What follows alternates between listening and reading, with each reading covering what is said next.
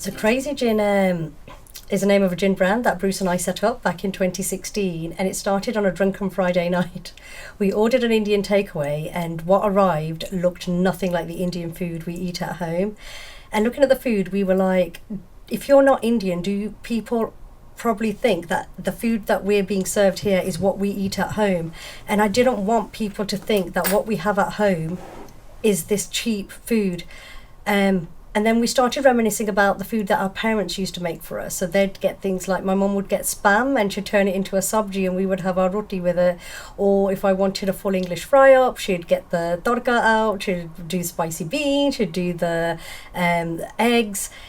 And as we were talking about that, Bruce and I, we were like, they never experimented with drinks. It was always with food.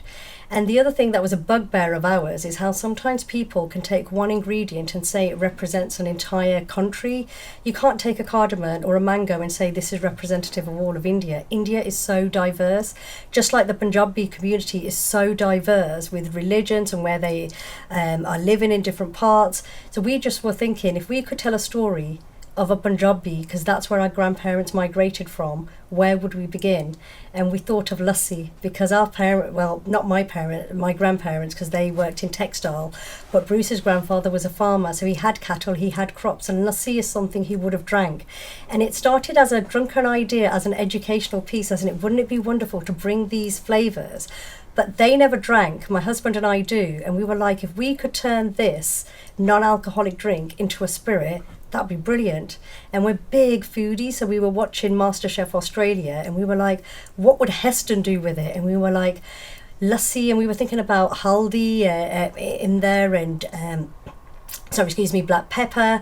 And we were like, but no one wants to drink a yellow milkshake. And watching Heston, we were like, imagine if we could make it look like water. That would just be amazing. I went to sleep, and the next day Bruce was like, I wonder if someone's ever made a British Indian spirit, because I want to buy a bottle and no one had. And then we went down the rabbit hole, and within a year we'd launched the world's first clear lassi gin. And it's called Crazy Gin because when we told friends and family why we got this idea, they were just like, "Tusi pagal hai?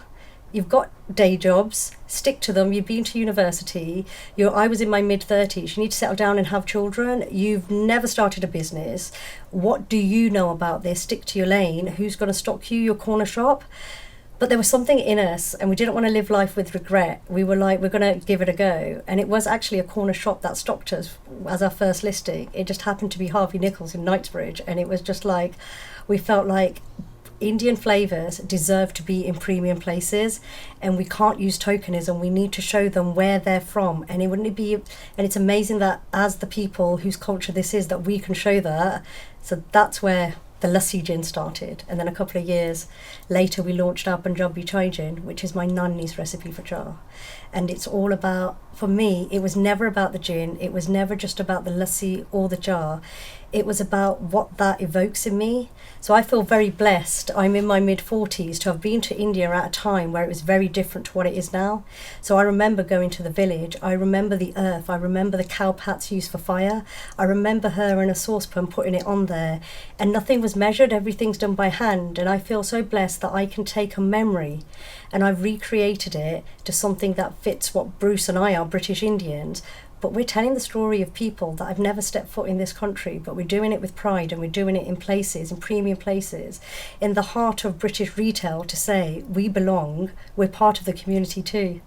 The biggest challenge is realising we weren't just making a drink and selling a drink.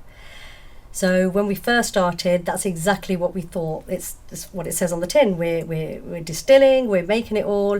The biggest challenge has been shifting people's narrative about, is it a curry in a bottle?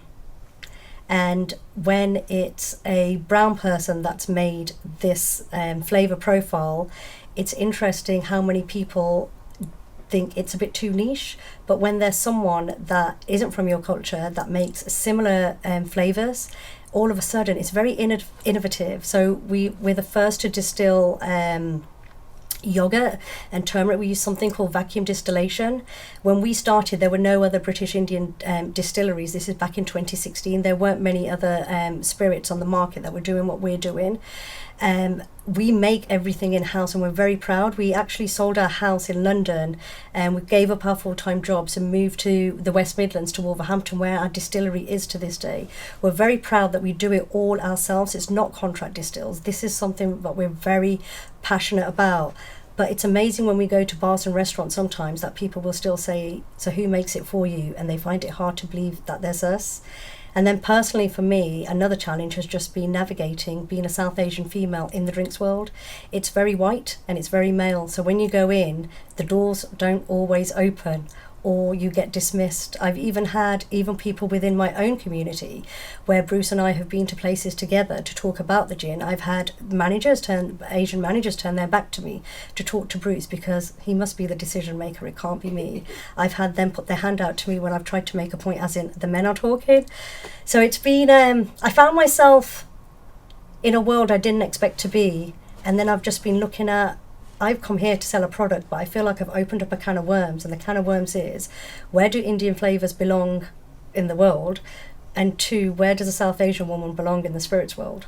Some people are just blown away. They think it's absolutely fantastic, but all of a sudden, like the jar, you open the bottle of jar, you will smell how our house smells in the morning. It's bubbling away and they're very proud of it. And then there's other people that are just like, Lassi. But I don't know if it's a South Asian community thing or if it's a mindset thing. Had something not happened to us, we probably would never have taken this leap. So shortly after Bruce and I got married, his dad retired, and his dad lived to retire. So he was like, 6 months India, 6 months UK, I'm going to follow the sun. And I think a lot of people would be able to resonate with grandparents or parents having that mindset. And unfortunately, within 6 months of him retiring, he passed away from MND. And he had one last request, which was to go and see his dad and his sister, who were still alive in India. He went out there, he was absolutely fine, and he didn't return when he needed to return because he was just like, I just want to spend as much time as I can. And then the day his insurance ran out, the next day he ended up in ICU, and there was no one else to be able to bring him back other than Bruce and I. We had to go and get emergency visas. It was 4 weeks of hell, of navigating in India. We knew the language, but we didn't know how things work out there. It's very different to England. Managed to bring him back, and then shortly after he died. And Dad used to be the life and soul of a party. If you ever went to a function, you saw a crowd of people, Dad would be in the middle of it. But one thing we realised when I saw him with M&D, when our time's up and we go alone. We can be surrounded by all of our family around us, but when it's our calling, we can't take anyone with us, we can't take anything with us. And then he was gone. And I just think he lived to retire, to enjoy his life, and he never got that opportunity. Here we were with an idea. It was the fear of regret. And I think had we not experienced that, maybe we would never have been brave enough to have gone down this road. But neither Bruce nor I wanted to live with the fear of regret. If it doesn't work out, it doesn't work out. We've given it our best shot. We're educated. We can get jobs. We've got skill set. Probably got more skills now from being entrepreneurs than we had before. But I didn't want to, whenever my time's up, if I have the time to be able to contemplate my life, I don't want to think, do you know what? I had that idea once. I wonder what if. I think the one is just having an idea and actually being able to. So many people have ideas, but we managed to make it into a product, and then we managed to have it stocked for over 8 years in Harvey Nichols. There's one. But then the other side is we've met so many wonderful people that are passionate about food and drink. And I think it's still to this day, just like the first day, anytime someone tries it for the first time, and they, just to see that smile. I don't know if that's a Punjabi culture thing about cold, or someone comes into your house, eat and drink. It's that connection bit that I will never get tired of, ever. I think it gave me time to retrospectively look back at what I've been through to now, especially when people were saying to me, it's an Indian flavour, it belongs in an Indian restaurant, it can't belong anywhere else. And what they were referring to were curry houses, and there's nothing wrong with a curry house, but they were trying to put the product in a box. We've been in Michelin-starred restaurants, we've served at Google and Meta, Tiny Temple, we've launched a clothing range for him, we're friends with Ed Cook from the Fat Duck. And I say this because I want our community to know we don't deserve to be put in a box. We deserve to be everywhere. We have so much to offer. So I think for me, the one thing that I've learned from all of this is people tried to put me in a box when I was small, and I think I didn't have time to think about what that box was, and I just thought that was life and you move on. People are always going to try to put us in a box. We don't belong in a box, and we've got to fight for it. I always say that I'm a storyteller. My medium just happens to be through alcohol, and there's other people that do it through music, do it through food, do it through art. And we're all storytellers. So if you've got an idea, honestly, I'm on all social media. My handle's Paramjit Nagra. Link me up if there's anything I can do to help you. It doesn't have to be alcohol related. I would love to just be able to see more of our community shining, because I think there's so many people doing amazing things, but sometimes they're in silos. And if we can collectively shine a light on what we're doing, imagine what the next generation's going to think that they'd be able to do.